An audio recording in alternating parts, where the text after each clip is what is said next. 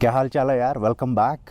Happy new year by the way. भगवान करे ये साल आपके लिए बहुत ही खुशियाँ लेके आए। आप तरक्की के पाथ पे चलो इस साल में। और एक हमारे जो H1 में मिलेनियर फेसबुक ग्रुप है, वो जो कम्युनिटी है, बाद उसमें ऑलमोस्ट अभी 600 लोग हो गए हैं, शायद 550-600 के आसपास।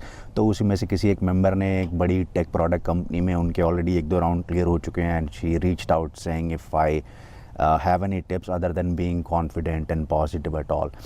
तो मुझे लगा कि यार ये मैं और मेरी वाइफ शॉपिंग करने में सब निकल रहे थे, तो मुझे लगा फटाफट in she is still getting ready, so why don't I just take this time to make this quick video and share what has worked so well for me. I've given like almost 3-4 बड़ी कंपनियों में मैंने interviews दिए हैं, और 2-4 छोटी नहीं कहूँगा, मतलब जो कंसल्टिंग कंपनीज़ होती हैं which are like considered as good consulting companies, उनमें फिर 2-4 कॉन्ट्रैक्टर की तरह जो स्टाफिंग के थ्रू जाते हैं उनमें दिया। And every time I think it has work pretty well for me, so I thought let me share what I try to execute when I'm going through these interview rounds and it might help. तो यार सबसे जो पहला tip मेरा ये होगा कि थोड़ा सा ना साइकोलॉजी यूज़ ज़रूर करना है आपको। सुन के थोड़ा सा अनयूजुअल लगेगा आपको, and let me know if you don't agree with it, but it has worked for me in like each of my interviews almost. ठीक है, आपने देखा होगा बड़ी बड़ी कंपनियों में ना बायस की ट्रेनिंग होती है, जहाँ पे आपको ये सिखाया जाता है कि don't be biased now, but we human beings are naturally born or raised to be biased. Now this bias can be conscious bias or unconscious bias. Sometimes you don't even know that you're being biased because it's unconscious bias. तो bias किसी भी तरह से हो सकता है। bias मतलब किसी को फेवर करना या अनफेवर करना उनके टैलेंट से हट के। मे बी वो हो सकता है आपके स्किन के कलर से भी हो सकता है, आपके लुक्स पे भी हो सकता है, आपके रिलीजन से भी हो सकता है, आप जहाँ रहते हो वहाँ से हो सकता है, द वे यू स्पीक उससे भी हो सकता है, और किसी भी उससे। तो इसलिए बड़ी बड़ी कंपनी में ट्रेनिंग दी जाती है ताकि इंटरव्यूअर्स बायस ना रखें या ना करें, कॉन्शियस और अनकॉन्शियस। लेकिन ह्यूमन बीइंग है हम लोग, बिहेवियरल चेंजेस बहुत मुश्किल से आते हैं, बायस बहुत मुश्किल से जाता है, and sometimes you don't even know that you are being biased because it just happens, it's unconscious. तो उसका जो ऑपोजिट साइड है वो आपको फेवर कर सकता है, which is using psychology to have that bias, if not bias, to have some sort of reputation building or repo building. देखो पहले क्या होता था 1980s में, ये होता था कि अच्छा यार आपका फेवरेट कलर ब्लू है, my favourite colour is also blue. आपने पढ़ाई यहाँ से की है, ओके मेरे फ्रेंड ने भी वहाँ से उसी स्कूल से कॉलेज से पास आउट किया है। वो रिलेशनशिप जो आप ऐसे इंटेंशनली रिलेशनशिप बनाने के लिए ट्राई करते थे, वो टिप्स वो सारी चली गई है बाबा आदम के ज़माने में, अभी वो नहीं चलती है। और मेरे हिसाब से मेरा जो एक्सपीरियंस रहा है अपना खुद का, तो मेरे हिसाब से रिलेशन बनाने के लिए आज के दौर में चाहिए यार कि आप किसी की कहानी सुनो, किसी को अपनी कहानी सुनाने का आप मौका दो। अगर वो आप, क्योंकि हर किसी के पास एक कहानी होती है, और वो कहानी सुनाने का आपने उनको मौका अगर दे दिया, तो उससे जो रेपो बिल्डिंग है वो अपने आप इनडायरेक्टली होता है। मैं आपको एक एग्जांपल देता हूँ यार। एक बार क्या हुआ, मैं एक लगभग होगी ये 3.5 साल पुरानी बात, मैं एक कंपनी में इंटरव्यू, 3.5 या 3 से 5 साल पुरानी बात होगी, I because of some reasons I don't want to say the name et cetera. मेरा एक इंटरव्यू था, और मेरे को पता चल गया था कि इंटरव्यू मेरा कौन लेने वाला है, because in some cases your HR और your recruiter will let you know who would be talking to you. तो मैं उनके लिंक्डइन प्रोफाइल पे गया, मैंने उनका लिंक्डइन प्रोफाइल देखा, और देखने के बाद जो उन्होंने जब मुझसे बात करना शुरू किया, तो then I actually asked him before he starts to ask me questions कि ऐसे ऐसे मैंने आपका लिंक्डइन प्रोफाइल देखा है ना, I have couple of questions for you out of curiosity after looking at your LinkedIn profile, if you are okay with that. Now it works every time when you ask people for permission for anything, it's hard for human beings to say no, right? तो जब भी आप permission लेके कुछ करते हो, तो अगर आप ऐसा ट्राई करोगे कि इंटरव्यू शुरू होने से पहले ही आप इंटरव्यूअर को बोलोगे कि यार मेरे पास आपके लिए एक सवाल है, इट्स अप टू यू, अगर आप अभी आंसर करने में if you are comfortable I can ask now, otherwise I can ask once you are done with the interview too. You won't believe, you will see the first one which is oh that's fine, sure ask, almost every time. तो मेरे साथ भी ऐसा ही हुआ. फिर मैंने उनको उनकी कहानी सुनाने का मौका दिया, मतलब मैंने उनके लिंक्डइन प्रोफाइल पे जो पढ़ा था उसके हिसाब से मैंने उनको बोला, तो जिससे कि मतलब मैं एग्जैक्टली बता नहीं सकता क्या हुआ क्या नहीं, because of some reasons, but I gave him the opportunity to tell his story. और आपको ऐसा नहीं दिखाना कि जैसे सामने वाले को लगे कि आप उसकी तारीफ़ कर रहे हो. I mean you should show genuine curiosity. For example let's say कि किसी ने 5 सर्टिफिकेशंस किए हुए हैं, तो I am just making it up, okay? So you might say something like, you know, I was looking at your LinkedIn profile and it seems you have done 5 certifications in this particular subject. So I'm just curious to understand, how do you maintain all that? How do you keep yourself updated with all these certifications and the industry? Because knowledge is like coming from everywhere now. So indirectly you are giving them an opportunity to share, you know, their story. And once you do that, trust me, it helps you build a great rapport with them. And what happens is, एक बार आपका relationship जहाँ भी बन जाता है ना यार, तो उसके बाद ऐसा नहीं कि आप अगर आंसर गलत कर दोगे सामने वाला उसको सही कर देगा, नहीं. लेकिन अगर आपके आंसर 80% ठीक है ना यार, तो सामने वाला उसको because of that rapport, because that person now likes you in some way, वो 80% को 90 या 100% कंसिडर करेगा. ठीक है, तो इसमें आपके साथ 2 चीज़ हो सकती हैं. एक बात तो आपको पता होगा कि आपका इंटरव्यू कौन ले रहा है, तो आप उनके लिंक्डइन प्रोफाइल पे जाओ, उनके बारे में गूगल सर्च करो, पढ़ो बहुत सारा.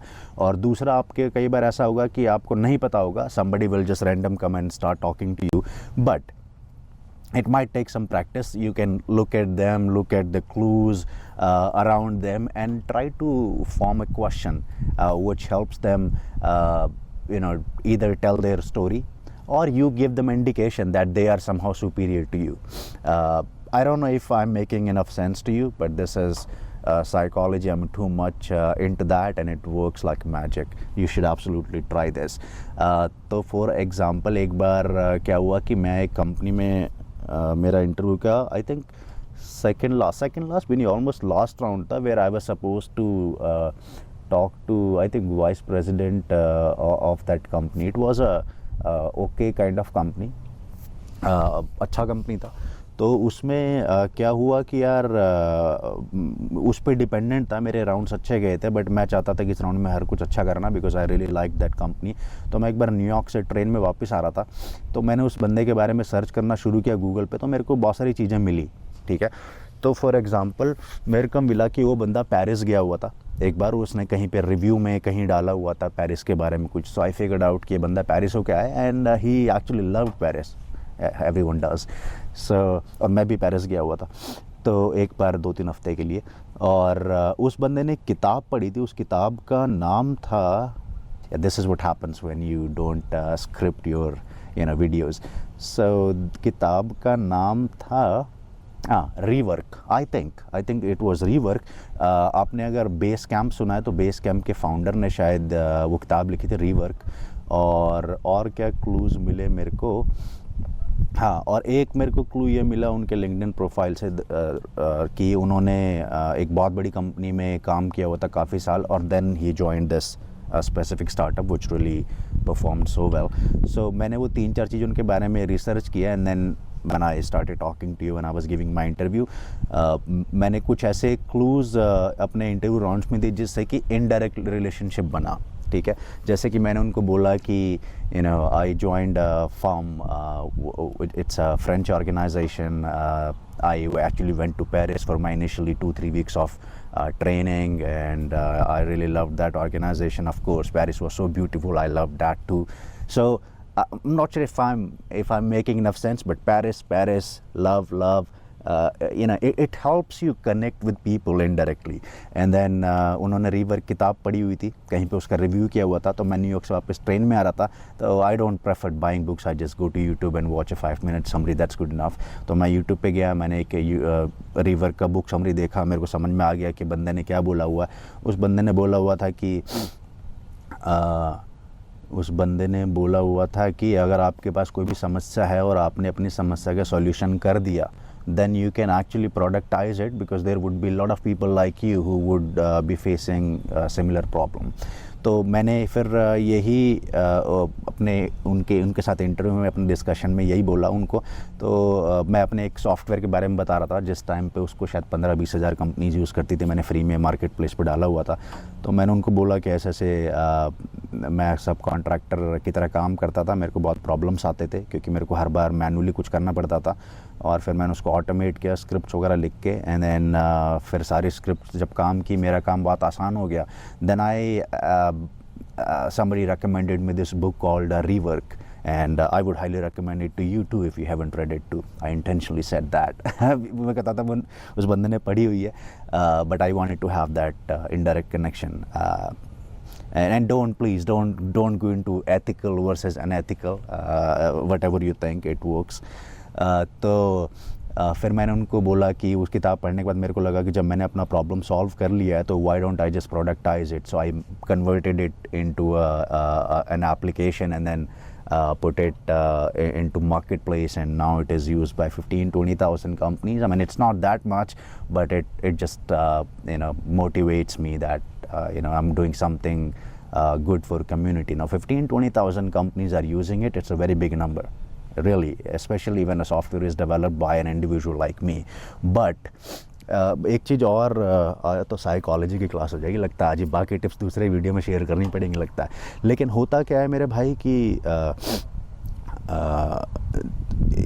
अनफॉर्चुनेटली यार, तुम किसी भी जगह इंटरव्यू दो, कहीं भी जाओ, एक ना ये बात हमेशा ध्यान में रखनी चाहिए कि सामने वाला ना, चाहे तुम ही इंटरव्यू ले रहे हो चाहे कोई भी ले रहा है, सामने वाले को ऐसे बंदे चाहिए जो स्मार्ट हैं, ठीक है, स्मार्ट हैं, बट इतने स्मार्ट नहीं हैं कि आपको आउट परफॉर्म करके and they make their way. तो ऐसा नहीं कि आपको रिपोर्ट कर रहे हैं, लेकिन इतने स्मार्ट हैं कि आप मैनेजर हो, कल को आपको ही बाईपास करके ऊपर पहुंच जाएं। अगर वो चीज़ आपके अंदर किसी को दिखती है तो as an individual it's not good, ठीक है। अब रियली डिपेंड करता है कि बंदा कितने अच्छे से ट्रेंड है बायस में और इस सब चीज़ों में, कि वो उस चीज़ को समझ के उसको ये लगे नहीं यार बंदा टैलेंटेड है, इफ़ ही और she has talent, what's the problem to go up even by passing me. But usually ऐसा होता नहीं। अपने आप को रख के देखो, तुम अगर इंटरव्यू ले रहे हो कहीं पे और तुम्हें अपनी टीम में एक बंदा चाहिए और वो बंदा बहुत सुपर स्मार्ट है, लेकिन तुम्हें कहीं से फील आ रहा है उसके आंसर से कि मतलब बंदा तुम्हें आउट परफॉर्म करके ऊपर चला जाएगा, थोड़ा सा पॉलिटिक वाला लग रहा है ऐसा कुछ, तो how would you feel, right? So that's why when I give my interviews, I intentionally show myself as like this, okay, like a wave. I don't show like this, क्योंकि अगर मेरे को किसी सवाल का आंसर बहुत अच्छे से आता है या मेरी कोई बहुत बड़ी अचीवमेंट भी रही है, so I present that achievement intentionally like I think it's okay, it's not like so big, so I didn't say you know what, so I productized it and then I put it on one of the biggest marketplaces in the world, and now it has been used by over 20,000 companies in America. So मैंने बड़ा चढ़ा के नहीं बताया, मैंने बोला कि यार मतलब it's not huge, but it is still used by like around 20,000 organizations. I don't make money out of it, but it somehow helps me feel motivated or feel inspired that 20,000 people in my community are being or are saving some of their time with this. Am I making sense to you guys? अगर नहीं तो फिर stop कर देना, watch करना video, ठीक है। ये साइकोलॉजी वाला क्लास हो गया, पहला बहुत बड़ा हो गया, but I hope it reaches well to you, ठीक है। अच्छा, दूसरा बात करते हैं दूसरी टिप की, जो कि है बी डेटा ओरिएंटेड, ठीक है। डेटा ओरिएंटेड का मतलब ये है कि बड़ी कंपनियों का मानना ये रहता है कि किसी भी आप अगर टेक्नोलॉजी की छोटी कंपनियों में क्या होता है कि आप लेट्स से एक डेवलपर पोजीशन के लिए जा रहे हो या बिजनेस एनालिस्ट के लिए या कोई भी आपका जो प्रोफेशन उसके लिए आप जा रहे हो, तो जो आपका सारा जजमेंट होता है वो सिर्फ़ और सिर्फ उसी स्पेसिफिक चीज़ के ऊपर होता है कि आप उस एक टेक्नोलॉजी फील्ड में कैसे हो। लेकिन बड़ी कंपनियों के अंदर ऐसा नहीं होता। बड़ी कंपनियों में जो आपका टेक्नोलॉजी है या जो आपका रोल है उससे रिलेटेड जो आपका स्किल सेट है उस पर आपको असेस किया जाता है, but still there are other areas and they want you to be good in like in all of them, like you should be ऐसा बंदा आप के अंदर उनको नज़र आना चाहिए कि कल को जिस टेक्नोलॉजी में आपकी मास्टरी है, because technology is changing so fast, so if this technology goes away and something new comes up, are you adaptable enough to grab that new technology and work your way out. तो इसलिए उनको एक overall ऐसा personality चाहिए होता है। तो इसलिए बहुत ज़रूरी है कि जो आपका प्रोफेशन, अब मेरे को सारे प्रोफेशन तो पता नहीं, मैं उसमें प्रिपरेशन करा नहीं सकता, लेकिन मैं एज्यूम कर रहा हूँ कि जिस प्रोफेशन में आप हो उसमें आप अच्छे हो, नहीं हो तो यार गूगल पे बहुत सारे ये टेक्निकल इंटरव्यू प्रिपरेशन एल्गोरिथम और डेटाबेसेस उन सब की कोचिंग होती है, डिफरेंट वेबसाइट्स पे आप ले सकते हो। उसके जो दूसरा साइड वाला पार्ट है, ठीक है, वो पार्ट मैं उसमें थोड़ा हेल्प कर सकता हूँ और आपको हर आंसर देते टाइम पे डेटा ओरिएंटेड रहना है। फॉर एग्ज़ाम्पल मैं आपसे अगर सवाल पूछूँ कि एक कंपनी का सेटिस्फैक्शन कस्टमर सेटिस्फैक्शन रेटिंग जो है वो आज 80% है। Now you are hired as a consultant to make it 90%। How would you do that? Because even if you're IT consultant, this is still a valid question for you because you do consulting, you solve problems, right? So it shows your mindset. So what would you do? How would you start your answer? And अगर आपने answer ऐसा start किया है ये बोल के कि मैं ये करूँगा या वो करूँगा, then I'm sorry but you're wrong, because you don't have enough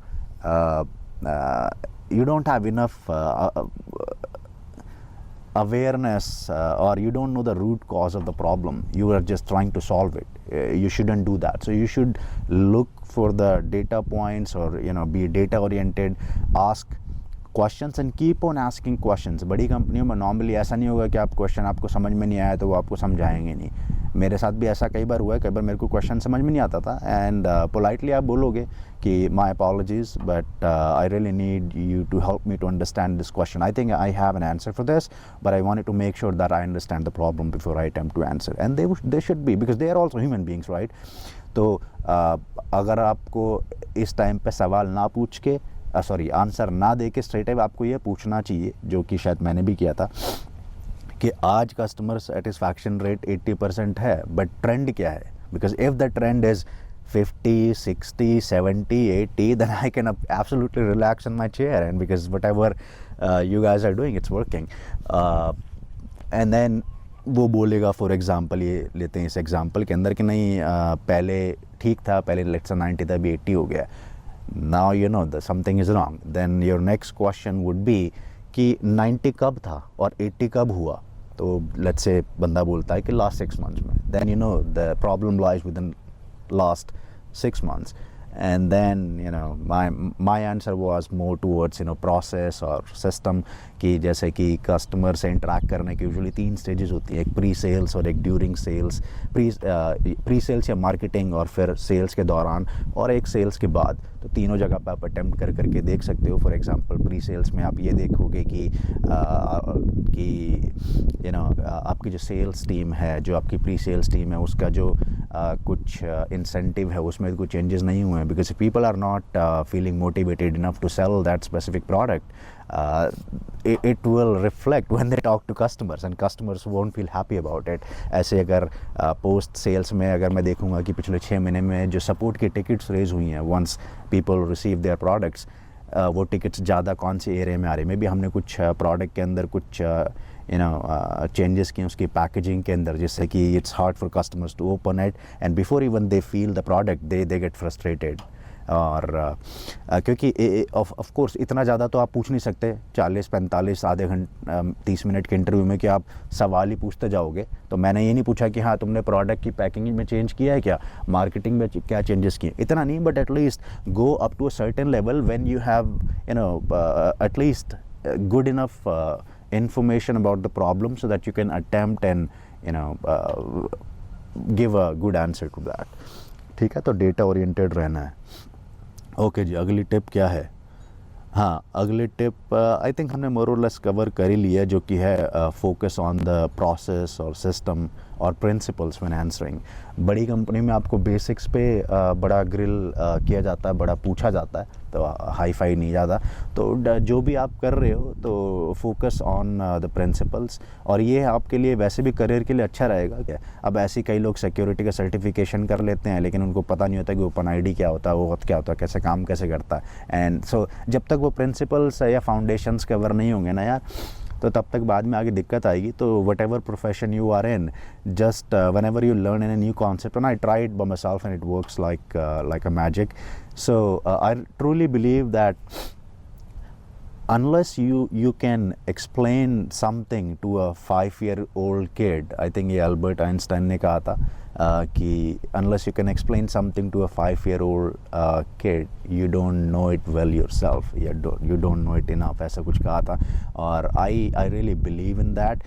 5 years might be a bit young, but my kids are 10 and 12, so मैं अपने 10 और 12 साल के बच्चों को ये जो चीज़ समझाना ट्राई करता हूँ, तो उससे अगर मैं उनको समझा पाता हूँ उनके लेवल पे जाके, तो मुझे लगता है कि हाँ ये चीज़ मेरे को अच्छे से आती है. फॉर एग्जांपल मैंने अभी रिसेंटली उनको क्रिप्टो करेंसी समझाया, तो मुझे लगा कि हाँ यार उनको समझ में आ गया, तो अब मेरे को लगता है मैंने भी सीख लिया है वो. तो इस तरह से प्रिंसिपल्स पे फोकस करो, और इस चीज़ पे तुम्हें काफ़ी सवाल पूछे जाएंगे. तो और दूसरा, जब तुम अपने आंसर दोगे तो थोड़ा सा ना प्रोसेस ओरिएंटेड और सिस्टम ओरिएंटेड रहने का ट्राई करो. तो फॉर एग्जांपल अगर कोई आपसे पूछता है कि एक सवाल ध्यान नहीं आ रहा मेरे को यार, कोई पूछता है कि आपको, हाँ, कि आपके पास CEO का कुछ वो चल रहा है, कुछ प्रॉब्लम आ रहा है CEO को, और एक रेगुलर कस्टमर है, जो कस्टमर को एक प्रॉब्लम आ रहा, तो आप पहले किसका प्रॉब्लम सॉल्व करोगे. ठीक है, या कोई आपसे ऐसा सवाल पूछेगा कि हस्बैंड और वाइफ क्या दोनों को एक ही कंपनी में काम करना चाहिए, क्या आपको लगता है, आपका ओपिनियन उसमें. तो इस तरह के क्वेश्चंस में don't use your emotions much, just try to focus on process and systems.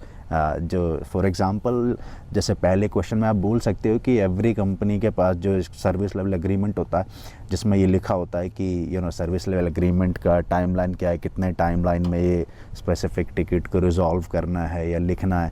तो if I am hired, I'll make sure that I read the service level agreement in my training and follow that. So if that SLA says that this is the right time to help this customer, I'll do that. And or if this is the right time to help the VIP or exec of our company, I'll do that.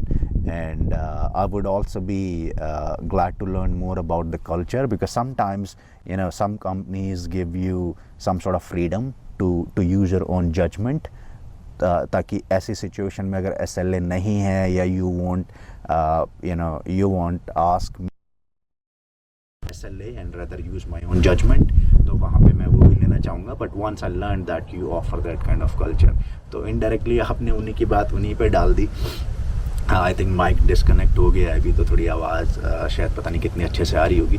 तो ये आप इस तरह के questions में उनको दिखा सकते हो कि आप प्रोसेस ओरिएंटेड हो, but you can also be innovative, और you can also have free decisions based on your gut feel और based on your intelligence in case the company culture allows that. अच्छा जी, उसके बाद एक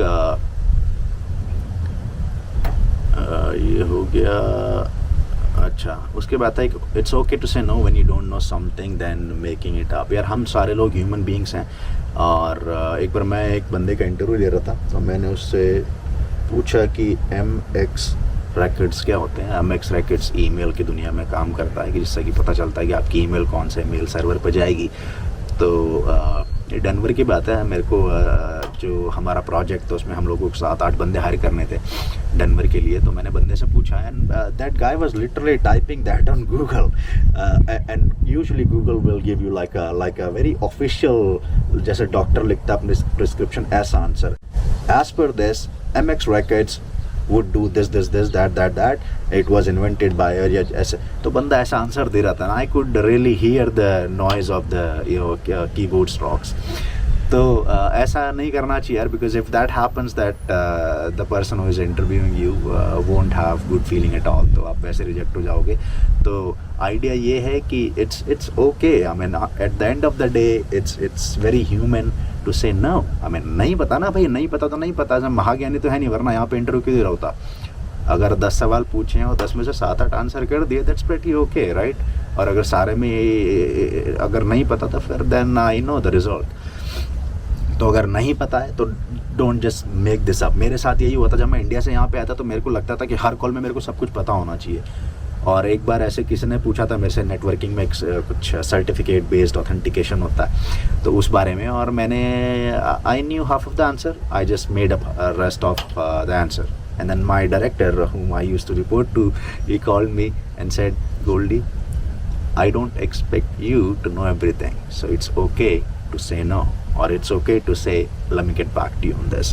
So then onwards I understood कि ये कैसे काम करता है, and it's pretty common sense right. तो ये आपको करना है। अगर नहीं पता तो it's okay to say no. They are not expecting you to be a superman और something, they want a good human being who has some skills and attitude to learn something which you don't have yet। अच्छा जी, उसके बाद data oriented हो गया, all possible questions before attempt to answer हो गया, it's okay to say no हो गया, फोकस ऑन प्रोसेस हो गया, don't show your super smart हो गया, यूज साइकोलॉजी हो गया। अच्छा एक टिप और है भाई, ये मैंने यही लिखी थी यार, ये एक लास्ट बात कर लेते हैं। एक्चुअली ना मैं इंटरव्यूज़ की सॉरी ये जो वीडियोस बनाने की कुछ स्क्रिप्टिंग नहीं करता हूँ, और कई बार ऐसा होता है कि कुछ मैं लिख लेता हूँ और मेरे को बाद में पता चलता है कि यार मैंने उसके बारे में थोड़ा और पढ़ना चाहिए था। ठीक है, अभी जैसे एक मैंने लिखा था जो स्टार बिहेवियरल क्वेश्चन काफ़ी पूछे जाते हैं आपसे, तो उसमें एक स्टार करके मेथोडोलॉजी होती है जो मैं यूज़ करता हूँ। ऑफ कोर्स मैंने भी इन्वेंट नहीं किया, गूगल पे इधर उधर पढ़ा, मेरे को समझ में अच्छा लगा तो मैंने फिर उसी हिसाब से इसको अपने इंटरव्यू के राउंड्स में यूज़ करना शुरू हो गया। तो यार स्टार का मतलब, स्टार यूजुअली बिहेवियरल क्वेश्चंस में आती है। तो स्टार का हो गया, देखो पहला तो हो गया सिचुएशन। ठीक है, तो पहले आपको एक सिचुएशन सेटअप करनी है। फॉर एग्जांपल मैं आपको बोलूं कि यार कोई ऐसी चीज़ बताओ जब आपके साथ कोई कॉन्फ्लिक्ट आया हो और आपने उसको कैसे हैंडल किया हो। तो उस टाइम पे एक सेकंड, मैं ना यार थोड़ा ये माइक पास लेके आ जाता हूँ, मेरे को ऐसा लग रहा है कि ये माइक धीरे साउंड कर रहा होगा। ये लो, सही है, क्या बात है, okay ji, I think it might be better. तो उसमें यार ये आपको स्टार अगर ये मेथोडोलॉजी आप फॉलो करोगे तो अच्छा रहेगा। तो स्टार में सबसे पहले एस आता है, एस से हो गया आपका सिचुएशन के अंदर आपको एक सीन सेटअप करना है। फॉर एग्जांपल मैं बोलूँ कि ये एक ऐसा टाइम था जिस पे मैं, आई think it was back around 2017 when I was doing an implementation project of this technology in Denver, Colorado. We had a team of 9 people and we were delivering this time sensitive project. So आप एक कहानी सुना के एक situation setup करो, एक scene create कर रहे हो। ठीक है, उसके बाद हो गया टास्क। ठीक है, कि उसके बाद आपकी रिस्पॉन्सिबिलिटी क्या थी उस स्पेसिफिक लेट्स से प्रोजेक्ट के अंदर, और उसके अंदर फिर एग्जैक्टली कहाँ पे एक प्रॉब्लम आया। For example you know we were supposed to deliver this project on this Monday morning and everybody was supposed to log in at that specific time, and then हमें make sure करना था कि Sunday night तक ये everything goes you know seamless, and I was responsible for it as a project manager। and then action, कि उसमें action exactly क्या हुआ, बट टास्क के अंदर प्रॉब्लम भी आ जाएगा। फॉर एग्जांपल आप टास्क के अंदर ही बोलोगे बट हुआ क्या कि हमारा जो मेन डेवलपर था उसकी तबीयत ख़राब हो गई वीकेंड पे, तो वो आ नहीं सका और उसके पास काफ़ी यू नो इम्पॉर्टेंट उसका रोल था। उसके बाद आप करोगे एक्शन, कि आपने ऐसा क्या एक्शन लिया जिससे कि आपने उस स्पेसिफिक प्रॉब्लम को एड्रेस किया, हाँ, और उसके बाद उसका रिज़ल्ट क्या रहा। ऑफ कोर्स कोई भी पिक्चर होती है, ख़ासकर अपनी हिंदी पिक्चर होती है, उसका जो रिज़ल्ट होता है, सिवाय शिद्दत जैसी मूवीज़ के, अच्छी मूवी थी विक्की कौशल के भाई की, सनी कौशल नाम है ना शायद उसका, तो उसमें थोड़ा एंड ट्रेजेडी वाला रहा, नहीं तो बाकी हैप्पी एंडिंग होता, तो आपका रिज़ल्ट भी हैप्पी होना चाहिए कि and I am so happy कि वो प्रोजेक्ट फाइनली बिल्कुल सीमलेस गया। मंडे मॉर्निंग सब ने अच्छे से लॉग इन किया और एक अच्छा experience. Of course there were some tickets which we solved ASAP, but overall अच्छा प्रोजेक्ट गया। तो इस तरह से आपको स्टार मेथडोलॉजी से जो सिचुएशनल या जो बिहेवियरल क्वेश्चंस हैं वो आंसर करने चाहिए। आई थिंक और भी कुछ मैं एनालाइज़ करूँगा कि जो टिप्स जो मेरे साथ काम के शेयर करने के लिए, बट अभी के लिए जब मैंने उन मैसेज देखा हो कम्युनिटी मेंबर का कि उनका इंटरव्यू आया हुआ, तो मैं बस उठ के रेडी हो रहा था, तो मैंने देखा, तो मैंने फटाफट उनको 6-7 ये पॉइंट भेजे, तो मैंने वही पढ़ दिया आपको वीडियो बनाते टाइम पे। तो let me know what you think, especially about the psychology tips, in case if you use any of them in your upcoming interviews. Let me know in comments how it goes. Either way, ऐसा नहीं कि सबके लिए काम करेगा, हो सकता है मेरा लक रहा हो, but I don't think it was luck because it kept on helping me. इसी के साथ अगेन नया साल मुबारक हो आपको बहुत बहुत। भगवान आपके जीवन में बहुत सारी खुशियाँ लेके आए, आपके करियर में स्काई रॉकेट तरक्की हो इस साल, इन्वेस्टमेंट्स आपकी बढ़ें और जहाँ भी रहें आप खुश रहें, तनाव ना लें, H1B को अच्छे से लेवरेज करें। It's a blessing, I personally believe it can. चलो यार ठीक है, मिलते हैं अगले वीडियो में। Take care, bye bye.